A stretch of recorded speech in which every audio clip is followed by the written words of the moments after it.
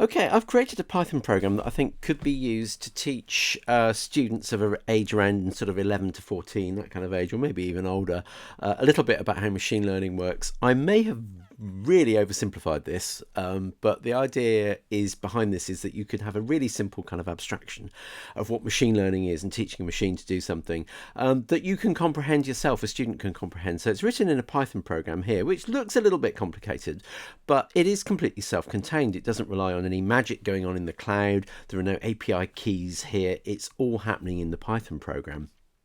And what we've got basically is an array called bonds. And what we're going to do is we're going to teach the machine its number bonds to 10. It's a fundamental concept of mathematics, is what numbers pair up to make 10. It's something you learn quite early on when you're learning maths. And we're going to teach the machine its number bonds to 10. And basically what we do is we have a training set of data here. It starts off by thinking that the number bond for any number to add up to 10 is 5. So it thinks that if you have 1, you need to add 5 to it to make 10, which is going to be wrong, clearly. So what we're going to do is we're going to teach it, we're going to train it by giving it answers. We're going to score how we're doing versus the machine, and we'll also see how it's learning on the way. So let's run the program. So if I just run this in idle now, you should see in the shell it tells you we're going to train a machine to learn its number bonds. It generates random numbers, and we've got to tell it what you have to add to that number to make 10. The first number picked is 2. The machine, because it thinks that all number bonds are 5 at the moment, it's just got that as its original set of data, and we're going to improve it. We're going to teach it. It says that the number bond you need is 5. So the machine is wrong. It says more training data is needed. So it's up to us now to give it the right answer. So I think we need to add 8 to 2 to make 10. So I'm going to say that my answer is 8. And it says correct, so excellent. I got 1 point. It says I've scored 1 out of 1. And now the machine has improved its answer. It did think it was 5. Now it thinks it's 6. What it's done is it's basically taken my answer, and as long as my answer is correct, we change the number in that array to be an average of what it thought the answer was previously, which was 5. My answer was...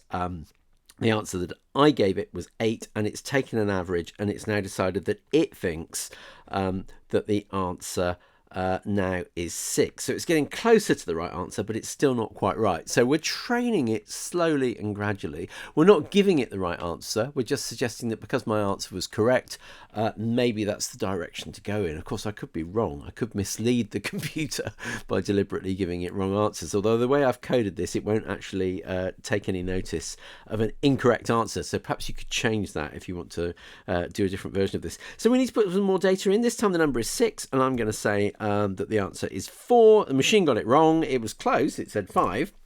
So I'm correct. I've got 2 out of 2. The machine's got 0 out of 2. But you'll notice now that the machine has now, in its array, in its training set of data, it's now got the right answer for the number bond of 6. So if 6 comes up again, we would expect the machine to get it correct. Now this time the number bond is 2. The machine, we've been here before, it's got closer, but it's still not quite right. So the machine is wrong. We're going to give it the right answer, which is 8, and let's see where the machine gets to. Now the machine thinks that the correct answer for that question would have been 7. Again, closer, but still not quite right. Let's carry on giving it some more data. So we've got 3. We haven't had that before, I don't think, so we'll teach it some the answer to that. Now 6 has come up again. The machine says that the bond to 10 is 4, which is the correct answer. The machine's got one right. We'll carry on though, because we're playing against the machine. So I'm going to carry on giving it the right answer. So I'm going to say 4. So now you can see the machine is slowly starting to catch up. I've got 5 out of 5 right. The machine has scored 1 out of 5. It's never going to beat me as long as we keep going on this set of scores, but it could possibly catch up. Right, now the machine's right this time because the number's 5. It already had 5, so that's just purely by chance the machine is right. So we'll carry on with that. The machine's got a couple right now.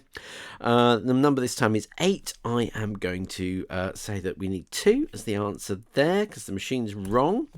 5, the machine is right again because the machine already had the right answer. 5 again. These numbers are just generated completely randomly. 7 has come up this time. The machine needs training for that, so we'll give it the right answer.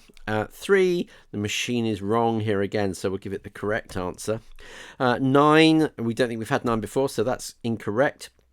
The machine is right again here, so it's got 6. It's sussed 6 out. Right, number 7. It says that the bond is 4, which it isn't. It's getting closer though. So now the machine is getting close. It still only thinks it's 4. It's not quite got the right answer yet. Right, and we'll carry on giving it more sets of training data, and we'll see how we go. Right, I'll give it a few more answers, and then see if the machine starts to score consistently. So it's got 7 sussed now. It's got the right answer for that. 5 it's got, so it's got quite a few of these are correct now. Hasn't got 8 correct yet. It's got 7 sussed again. That's come up purely by random. It's got 8 sussed. It's got 5 sussed, and it hasn't got 4 sussed yet. So we'll give it a correct answer for 4. And let's have a look. 6. So it's getting there. It is getting there. The machine now is getting some correct answers. Right. I don't think we've had 10. I don't think we've had 0 before. So the correct answer for that is 10. 4. The machine is right. So the machine's got that. So you can see that the machine now is catching up. So far, we've got the machine has scored 12 out of 29. Right. I haven't tried this function out yet, but what I've wired in, I've coded in a bit so we can actually reset the scores. Right, so now we're back to 0. So hopefully it's a level playing field, but we've still got the same set of training data in the array. So let's see how we get on now, how much closer the machine has got. So the machine's right, it's got that sussed, and it hasn't got that one right. It's got this one sussed. So we'll play just a few more rounds and see basically how we're doing. So that's 6, and I'll do another one there, another one there, and 2. So let's see where we are. So now it's much more even. Now that the machine has got that set of training data, I got 9 out of 10. The machine has scored 6 out of 10. And if you carried on giving it more and more data and then resetting it, you'll find eventually that the machine has become a really worthy opponent at this game, and that the machine has actually learnt its number bonds to 10. There we go. Let me know what you think. I'll write a blog post, and we'll perhaps go through in the blog post. I'll go through it in a bit more detail how the code works, if you wanted to sort of explain that to your students. I tried to make it as simple as you could. I thought resetting the scores and the rounds, the number of rounds, was quite a nice feature because it enabled you to maintain the training data, but reset the scores with a level playing field so you can carry on playing and see how good the machine has got. You could do other stuff. You could plot graphs to show who's right and who's wrong. Lots of ways you could sort of adapt this. But let me know what you think. We'd love to hear from you, either on YouTube or on Twitter, whether you think that this actually works. Do you think that this is a suitable abstraction of machine learning? It's really, really simple. It is just a few lines of Python code. I hope that a sort of Key Stage 3, 11 plus age child who's studying a bit of Python, a bit of coding, would be able to understand exactly what's going on here and understand how basically we're just by improvement, an iterative process of improvement, we're getting closer to the right answer. And that's kind of, I think, it is kind of what machine learning is. We're teaching a machine through giving it sets of training data to recognize shapes, recognize patterns, and do all sorts of clever stuff. But fundamentally, this is a really simple mathematical abstraction based on a mathematical concept that will be familiar to lots of students, lots of children who've had to learn their number bonds to 10 and can probably remember going through that process, and they can actually teach a computer to do the same thing. Anyway, have a play with it. I'll put the code on my blog, and you can play with it too and adapt it, and let me know what you think.